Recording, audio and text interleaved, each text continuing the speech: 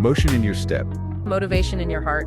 Hello, and welcome to today's Motion and Motivation podcast. We've put together a study guide for everyone. If you need it, you can grab it from the video description. Ever feel like wealth is this elusive thing? Like it's reserved for people with some secret formula or something? Mm-hmm. Well, today's deep dive is all about cracking that code. Okay. You sent us The Science of Getting Rich by Wallace D. Wattles. Yes. And let me tell you, this book from 1910, Yeah. it's about to blow your mind. It's amazing how relevant his ideas are even over a century later. Right.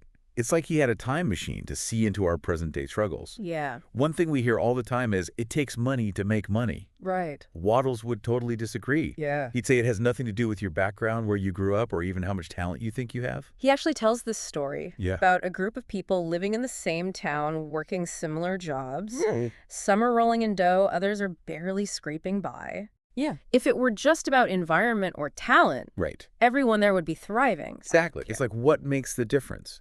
Why do some people in the same circumstances succeed while others struggle? Mm-hmm. Wattles argues there's a method to it, Right. a specific way of thinking and acting that leads to wealth.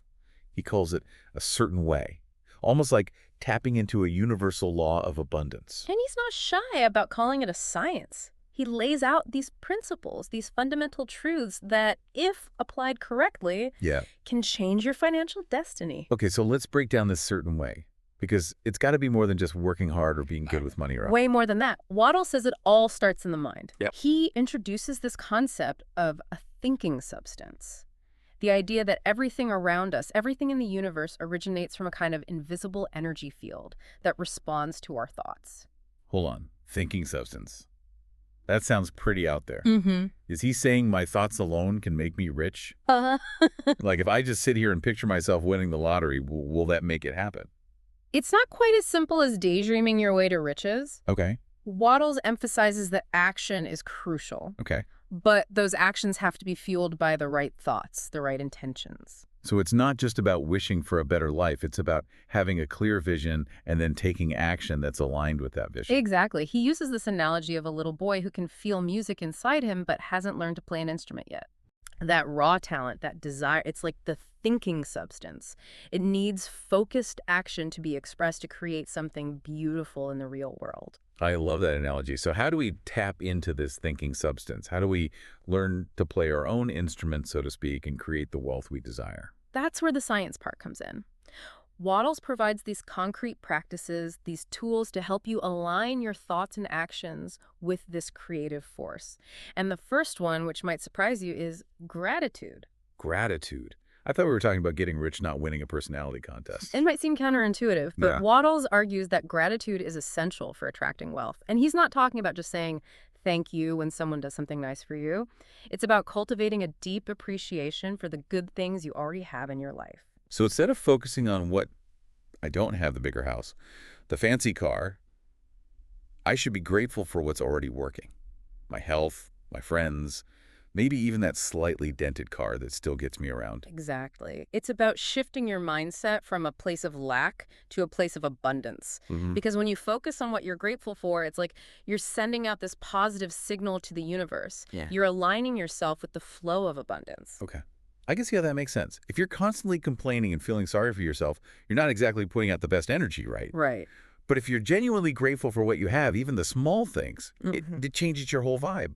Precisely. And Wattles emphasizes that this isn't just about thinking grateful thoughts, it's about feeling it deeply. He says when you truly embody that feeling of gratitude, it creates this magnetic force that starts to attract even more good things into your life. So gratitude is like priming the pump for wealth. What's the next step in Wattles' wealth-building formula? Get ready for this one. It's visualization. Visualization. Okay, now we're really getting into the mind power stuff. Wattles was way ahead of his time in recognizing the power of visualization. He talks about creating a clear, detailed mental picture of yourself already living your ideal life. And I mean, detailed. He even talks about imagining the furniture in your dream house, the clothes in your closet, the way it feels to be living that life of abundance. Like in the book, he gives that example of the guy who wants to build his dream home. He starts by collecting pictures and creating this elaborate scrapbook, almost like a blueprint for his future. Right. He'd spend hours each day lost in that world, feeling the emotions, the satisfaction, as if it were already real. And you know what? It worked. He eventually built that exact house down to the smallest details. Waddles argues that this kind of vivid, emotionally charged visualization isn't just wishful thinking. It's a way of imprinting your desires onto the thinking So it's substance. like you're giving that invisible creative force a clear blueprint to work with. Precisely. And the more real you can make that mental picture, the more you can feel the emotions associated with it, the more powerful it becomes in attracting those things into your physical reality. Okay, this is starting to sound less like a self-help book and more like a superhero origin story. I'm picturing myself in my dream office, overlooking the city, sipping espresso from my world's best boss mug. But what about action? Don't I actually have to, do something to make all of this happen? Absolutely. Waddles is clear that visualization without action is just daydreaming. But he argues that the actions you take are amplified when they're aligned with a clear vision and fueled by a deep belief in their potential to succeed. So it's like charging up your actions with the power of belief. Exactly.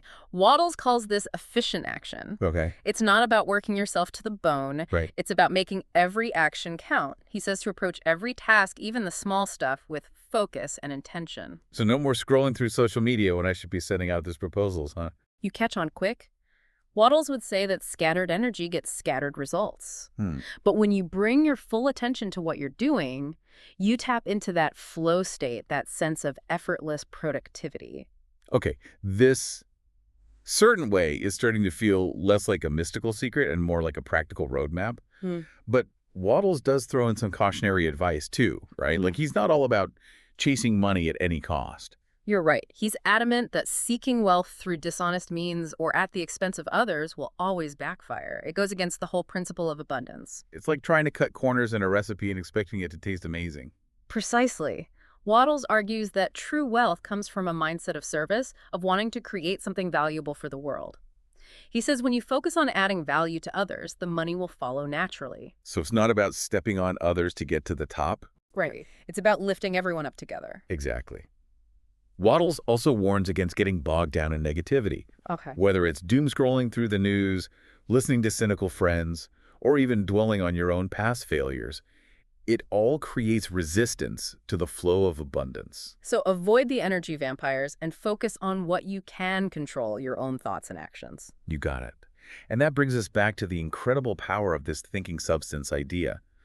Waddles argues that by becoming aware of our thoughts, choosing beliefs that empower us, and taking consistent action, we can literally shape our reality. It's a lot to wrap your head around, right? This idea that we're not just passive bystanders in our own lives, that we actually have this incredible power to create the reality we desire. It is a powerful message. Yeah. And one that resonates even more strongly in our modern world. We're bombarded with information with so much outside noise telling us who we are, what we can achieve. Waddles reminds us to tune out that noise and tap into the creative force within. To unlock that inner rich, as we like to say. So as we wrap up this deep dive, what's the one thing you hope our listeners take away from Waddles' Science of Getting Rich? I think the most important takeaway is that wealth creation isn't some random lottery. It's a science, a process we can all learn and apply.